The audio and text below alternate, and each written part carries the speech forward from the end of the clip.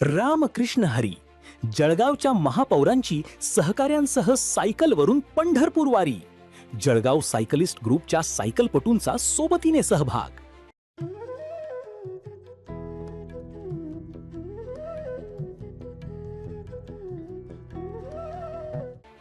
विठुरायाच्या दर्शनासाठी डोळ्यात आस घेऊन महाराष्ट्रातील वारकरी आता पंढरपूरच्या दिशेने मार्गक्रमण करत आहेत.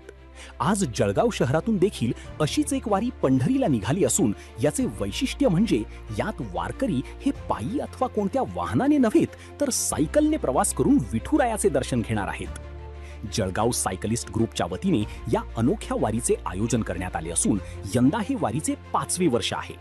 यातील सर्वात लक्षणीय बाब म्हणजे जळगावच्या महापौर दीपमाला काळे या वारीत स्वतः सहभागी झाल्या असून त्यांच्यासोबत ग्रुपचे 70च्या वर महिला व पुरुष सदस्य देखील पंढरपूरला निघाले आहेत. आज पहाटे सागर पार्क मैदानावर या सायकल वारकऱ्यांना अतिशय भक्तिमय व उत्साहपूर्ण वातावरणात रवाना करण्यात आले. यात प्रारंभी सर्व वारकऱ्यांचे औक्षण करण्यात आले. यानंतर ज्ञानोबा तुकाराम, रामकृष्ण हरी आणि वंदे मातरमच्या जयघोषात महापौर दीपमाला काळे यांनी झेंडा दाखविल्यानंतर ही वारी सुरू झाली. या अनोख्या वारीत सर्व सायकलपटू हे जळगाव ते पंढरपूर हे सुमारे 485 किलोमीटरचे अंतर 3 दिवसात पार पाडणार असून शनिवारी सायंकाळी ते पंढरपूरला दाखल होणार आहेत. या प्रवासाच्या दरम्यान पर्यावरण विषयक जनजागृती देखील करण्यात येणार आहेत. महापौर दीपमाला काळे यांच्यासह या वारीत एकूण 8 महिला सहभागी झाल्या आहेत. जळगावहून प्रवीण पाटील यांचा विशेष वृत्तांत.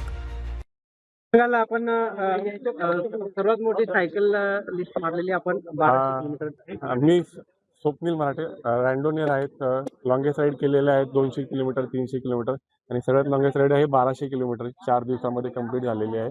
यासोबतच आपण जळगावमध्ये वेगवेगळे उपक्रम जळगाव सायकलिस्टतर्फे आयोजित करत असतो. त्याच्यातलाच हा एक उपक्रम आहे पंढरपूर वारी.